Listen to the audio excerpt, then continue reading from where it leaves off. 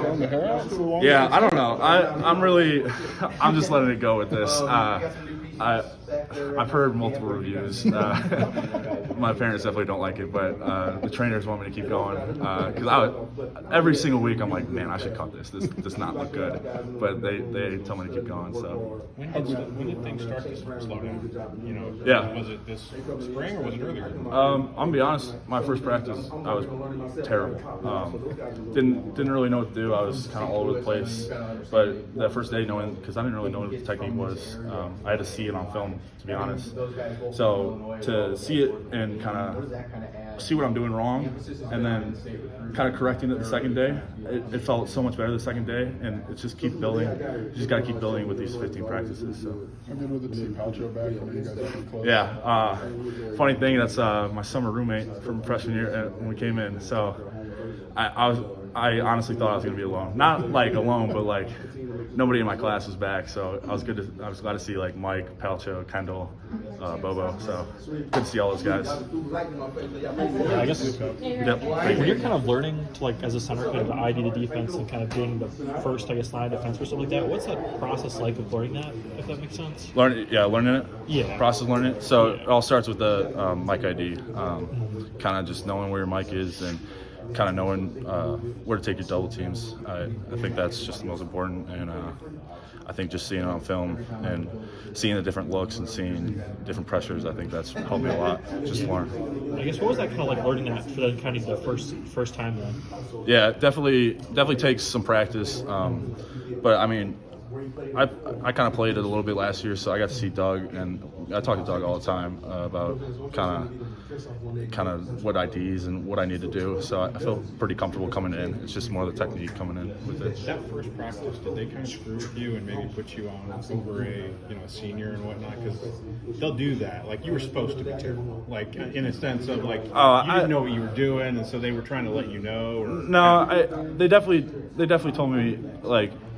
I had the right place. I just, in my mind, I thought I was doing it right, but I did not. Yeah, I was not doing it right at all. So with that experience, though, when you see incoming guys, you're going to have 5 incoming guys Yeah. this fall. Is that something you might kind of like let them know when they get in your room? Like, hey, that first couple of days, it's not going to be. Yeah, that way all the time. with everybody like V, Doug, Jack, Blake, all them leaving, definitely some leadership.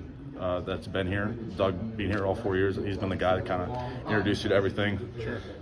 I think with Palcho coming back, it's got to be me and Palcho and Slaughter, and definitely the two new guys, Zai and Isaiah. Just I think everybody's building a cohesiveness to be comfortable. And I mean, I've talked to all 5 of those incoming freshmen. Like, they're goofballs, but they're great guys, and I think they're going to be good learners with it. So.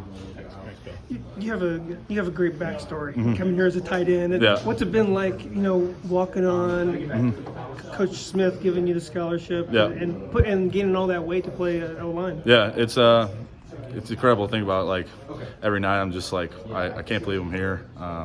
It's a lot of hard work, a lot of perseverance, but I mean, I'm glad every part of the journey.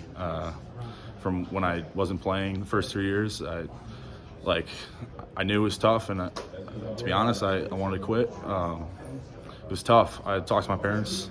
I'm so glad I stayed with it. And Coach Patterson coming up to me one day because I was doing good in some drills, and he told me, hey, you want to switch to O-line? And ever since then, gained that weight. I'm so glad I made the switch, and kind of just building as an offensive lineman. It's incredible to see how much I've grown in the last 3 years, and I just keep continuing to grow. And I'm really happy about the progress that I continue to make, and these 15 practices definitely help. Coach is like the center to be a vocal leader of the room. Are you comfortable taking on that role? I was more of a lead by example, because as a walk-on, I'm gonna come in, and who am I gonna tell? Like, all these athletic guys all over the country, I wanted to lead by example, but with all that leadership coming away, I got to be that leader, especially from a guy making all the calls and all the IDs. I think that's really important. But I definitely have Palcho, Slaughter, them helping me out, and Pearl. And I think kind of just having us 4 together and the new guys coming in, I think it's just easy to lead by example. but sometimes I need to be that vocal voice along with Palcho and all that. Just kind of when things aren't going well or something like that. So I think that's something I'm trying to work on more, but I'm working on it.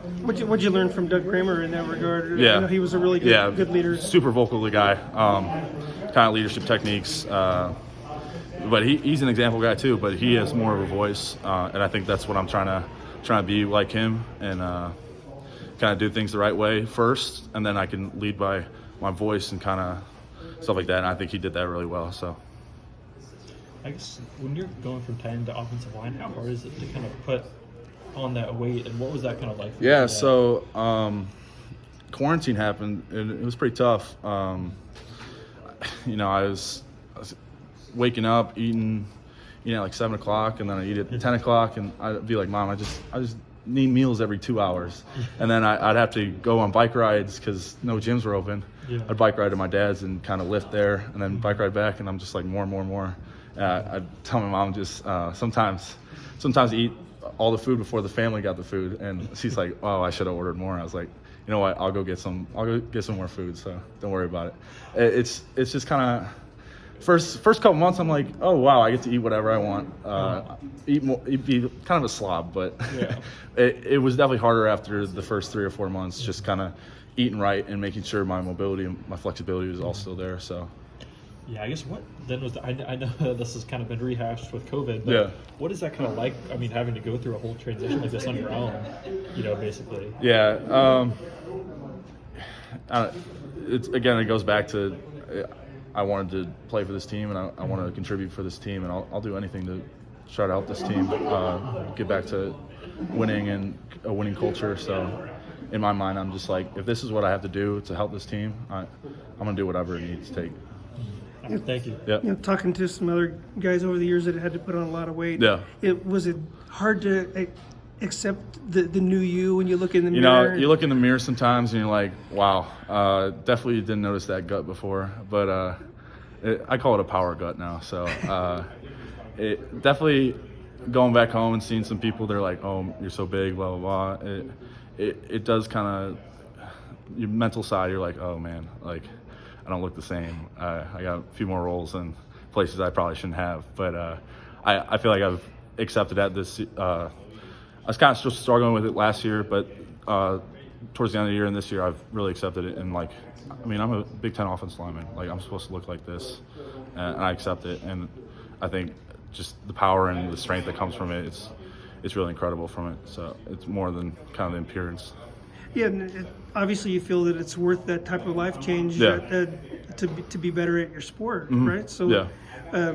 Is that something you had to balance when they asked you to change positions and gain all that weight? Yeah, you know, especially being a walk-on, it like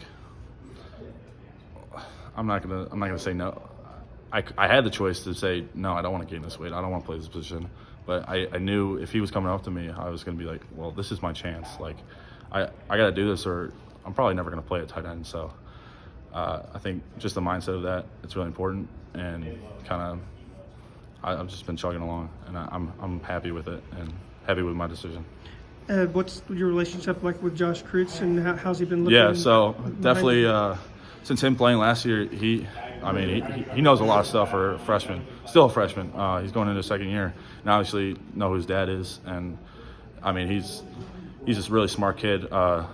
Sometimes I ask him what he's doing here and what his techniques are, because he was out there all last year, and he knows probably better than anyone on the line. He's just that smart. So I think, especially when we go up and watch film together, I think our minds kind of connect with that, and it makes it easier to learn plays and kind of make calls, and I'm really grateful for him.